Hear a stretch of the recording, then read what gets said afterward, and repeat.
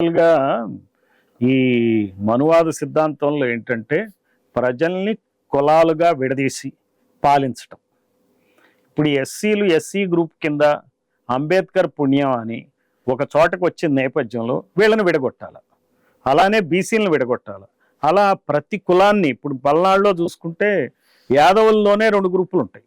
అటు వైసీపీకి చెందిన యాదవులు, ఇటు టీడీపీ ఫ్యాక్షన్ యాదవులు. ఇట్లా ప్రతి కులాన్ని పెరికల్లో 2, ఎస్సీల్లో 2, ఇట్లా ప్రతి చోట విభజించి పాలించు అనే బేసిక్ సిద్ధాంతాన్ని ఇంకా ఈ ఆధిపత్య కులాలు చేస్తున్నాయి.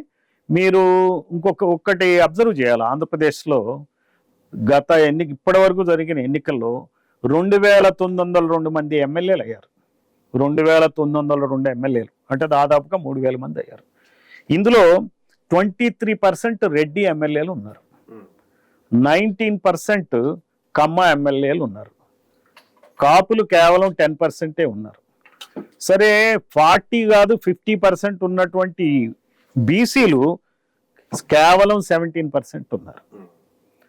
అంటే ఇక్కడ ఏం జరుగుతుంది? ఎమ్మెల్యేల కులగణన కనుక చేసినట్లయితే ఎమ్మెల్యేల్లో ఎక్కువ మంది రెడ్డి కమ్మ ఎమ్మెల్యేలు 40% ఉన్నారు. వాళ్ళ పాపులేషను 15% కన్నా రెడ్డి కమ్మ బ్రాహ్మిన్ వైశ్య వెలమ రాజులు వీళ్ళందరూ కలిస్తే 15% కన్నా తక్కువనే. వాళ్ళు 40% 45% దాకా ఉన్నారు. ఇక్కడ ఈ ఆధిపత్య కులాలు ఏం చేస్తున్నాయంటే రెడ్డి కమ్మ కులాలు ఈవెన్ ఫార్వర్డ్ కాస్ట్ లో కొన్ని కులాలను కూడా రాజకీయంగా అంతరింపజేస్తున్నాయి. ఫర్ ఎగ్జాంపుల్ మనకి నేషనల్ లెవెల్లో బ్రాహ్మిన్స్ బలంగా ఉన్నప్పటికీ ఇక్కడ మన దగ్గర బ్రాహ్మణులు ఆంధ్రప్రదేశ్లో బలంగా ఏం లేరు. ఒక ఏకకుల పాలనలో అంటే బలంగా ఉంది, వాదాన్ని వాడుకుంటున్నారు. వాదం వాడుకునే బ్రాహ్మలు ఎవరై అంటే రెడ్లు కమ్మలే. ఇప్పుడు రెడ్లు కమ్మలే మనకు బ్రాహ్మలు.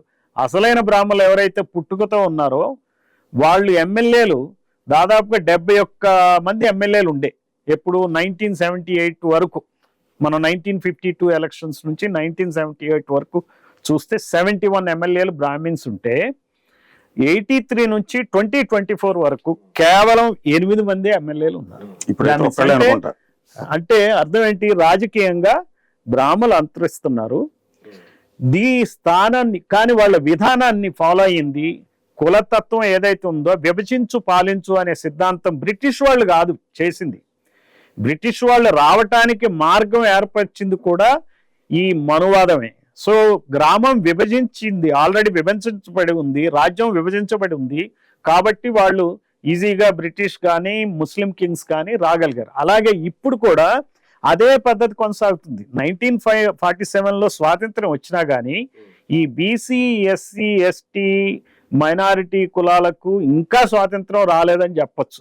దేశ స్వాతంత్రం వచ్చింది కానీ వీళ్ళకి ఆ గ్రామాల్లో స్వాతంత్రం లేదు, వీళ్ళు పనిచేసే డిపార్ట్మెంట్లో స్వాతంత్రం లేదు. అక్కడ క్యాస్ట్ డామినెన్స్ నడుస్తుంది. మరి ప్రజలు సప్రెషన్కి ఈ వర్గాల వాళ్ళు గురవుతున్నారు. ఇందులో భాగంగా మేమేం డిమాండ్ చేస్తున్నాం అంటే బహుజన్ సమాజ్ పార్టీ కులగణన చేయండి, క్లియర్గా చెప్పండి ఏ కులం ఎంత ఉంది. సో మాకు అధికారంలో అదే ప్రోరాటా అంటే జనాభా దామాషా పద్ధతిలో మీరు చేయండి, చేయమంటే అది టైం పడుతుందని చెప్తున్నారు. ఇంత టెక్నాలజీ వచ్చిన నేపథ్యంలో ఆధార్ కార్డు ఈ రోజున ప్రతి వ్యక్తికి ఉంది, ప్రతి డేటా ఇన్ఫర్మేషన్ డేట్ ఆఫ్ బర్త్తో సహా ఉంది, నేమ్ ఉంది. సో ఇంత ఇన్ఫర్మేషన్ డేటాబేస్ ఆల్రెడీ ఉంది. ఇంకొక కాలం కులం దానికి ఎందుకు పడుతుంది?